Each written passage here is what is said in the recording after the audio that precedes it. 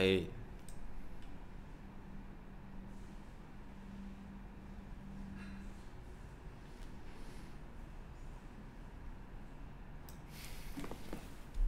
Alright guys, welcome to CJ Market Watch Live. Alright, so I just shifted myself upwards so that we won't be blocking any important information here.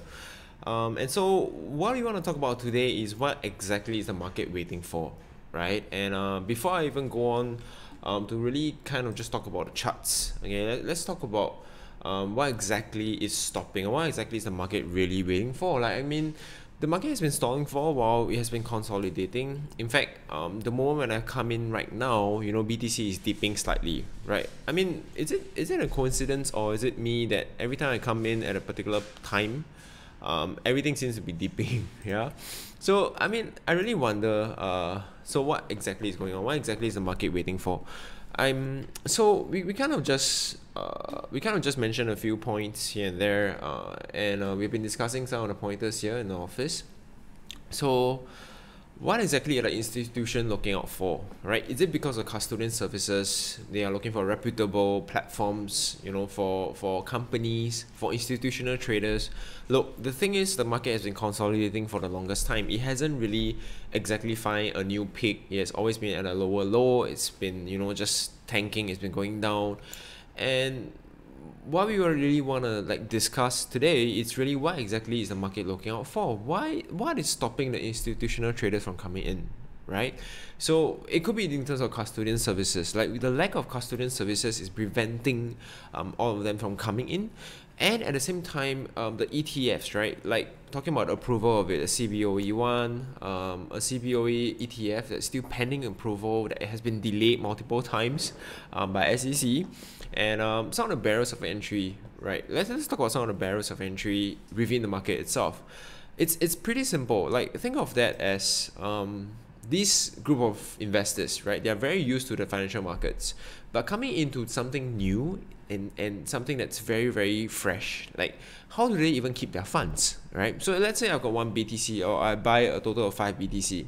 The problem is, how do I then store it, right? So that's why the need for the custodian services to come in, to kind of just share with all these institutional traders or investors on how to actually safeguard your tokens, right? So things like that. So trusted brands is also one very, very important thing. Like, the brand itself has to be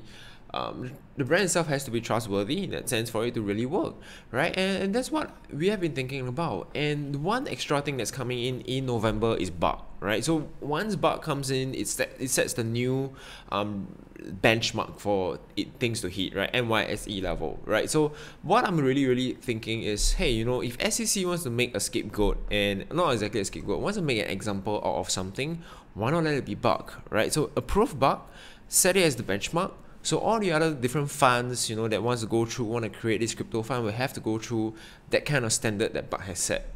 So that actually sets a stage for what SEC is about to do, right? And think about that for a moment and understand that, hey, you know, SEC is some of the world's leading authority in that sense, right? So they actually set the benchmark for the rest of the world as well. So there's a lot of stress on SEC on how they are going or planning to approve this particular ETF in that sense, right?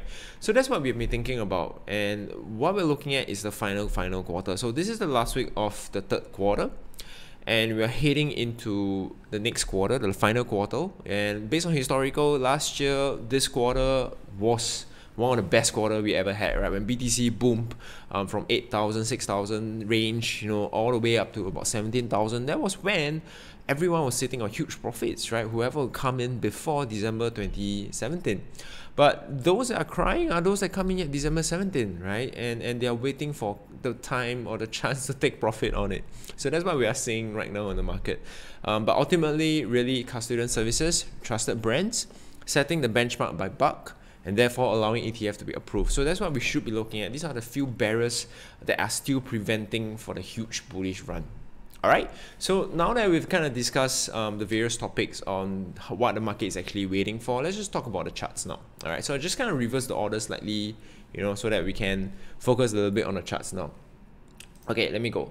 So let me just shift this a bit. I want this to block anything. All right, so this is charted on Binance on BTC. Okay, so what we are seeing right now is actually on a 4 hours chart, this could kind of relate to a bullish falling wedge. Okay, so I mean, when it comes to chart pattern, guys, anything goes, right? You can interpret it your way. It's very subjective, but here's what I see. There's a prevailing uptrend before the wedge was formed. And so you can kind of see that, hey, you know, with this prevailing upward trending, it actually shows that this wedge is a it kind of substantiates that the trend is still in continuation. It's still bullish in that sense. And you can see it very heavily supported by this blue cyan line. This blue cyan line represents my EMA 200.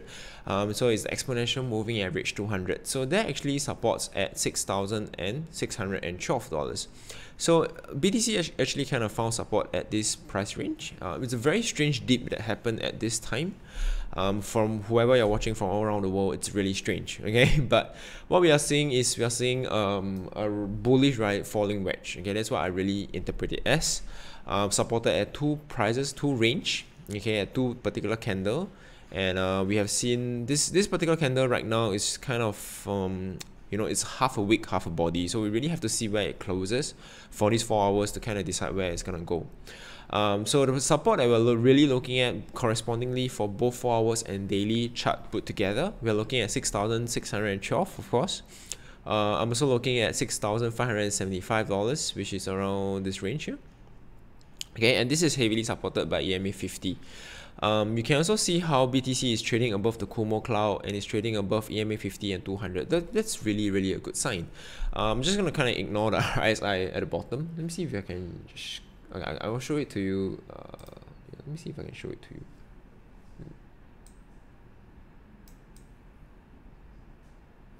Okay, so you can kind of see RSI is on a dip, right? So that's actually not a very good sign, but OBV is actually on a rise. Okay, so what we're seeing is volume overtaking, you know, RSI movement. All right, but as of now, we should be really looking at BTC on a daily chart instead. Now, the reason why I kind of pay more attention to the daily is, of course, to me, daily is king, right? Because daily kind of decides the movement of the chart, and the support resistance is always the strongest for daily charts. So okay, let me just make sure I can fit in the whole chart. Okay, I hope you all can see. Okay, perfect. So basically, this is what we're looking at here is the daily chart. Okay, and when I kind of just zoom out, you can kind of see that we haven't really been forming any higher highs. We haven't been forming anything. So if I were to just quickly draw a trend line downwards, and you can see that that we have just been dipping ever since the start of the year, right? There isn't a new high, there isn't a new peak being formed, and we've just been forming lower lows and lower lows. So what I've been telling the elite group people or the premier group people that, hey, you know what's lacking here is that we need to be able to surpass the previous peak. We need to surpass the previous peak, in fact. So these are the levels that I'm really looking at, and we have to pay attention. So question is, what exactly is the market waiting for? And when can we declare that the market is bullish, right? So this is the points that we need to look at. In fact, I'm really looking forward to the point where we surpass the cloud. So that's the first resistance we need to look at, is $7,182. It's still quite a distance away.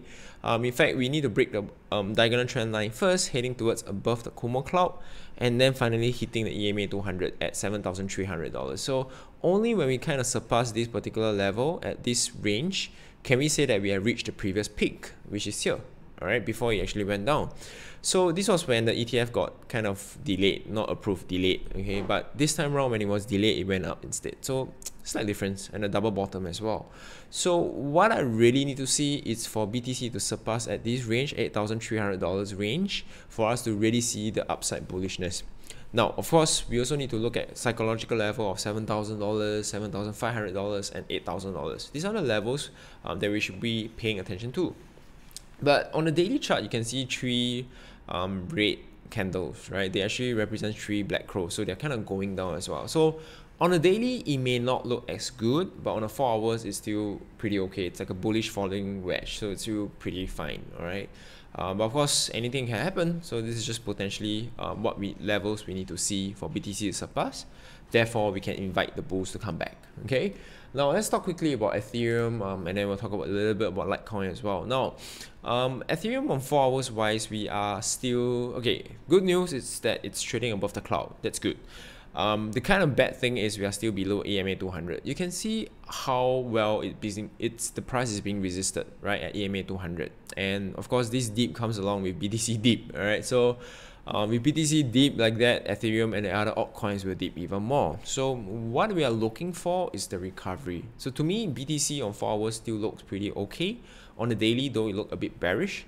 So all we can say is it's a good thing, right? I mean, look at BTC wise, I personally feel that, you know, we may see some bullishness coming in, and it all depends on the volume coming in today, on a Monday and Tuesday tomorrow.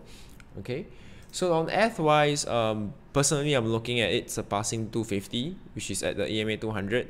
Then we can really talk about previous consolidation range between this range. So this is the range we need to be on the lookout for. Like I say, $300 is a very strong point that we need to look at. So it has to at least surpass the $300 for Ethereum to, so-called, we can declare Ethereum to be bullish. Okay, on a look, I mean, when we look at the daily chart instead, okay, Ethereum doesn't look very pleasant. Okay, it's below the cloud, it's below 50, EMA 50, it's below EMA 200, it's trading low. Volume, when you look at OBV, it's sad, like you finally pick up slightly. So, but really, at EMA 50, 276 will then be one of the levels, and of course $300 level between the range, between the price range of $300 around this consolidated range. And then finally, if we can surpass that, we surpass the cloud, then we are seeing $382 and so on and so forth, right? So all of those price movement really it all depends on how BTC moves. Okay, so if BTC the king moves upside largely, well, the rest of odds will follow suit if given time for BTC to consolidate. Okay, finally, last of all, let's talk a little bit about Litecoin quickly. Litecoin on a daily, well, of course, it doesn't look as pleasant as Ethereum does, or even as Bitcoin does. It's still trading below the cloud, trading below EMA 50.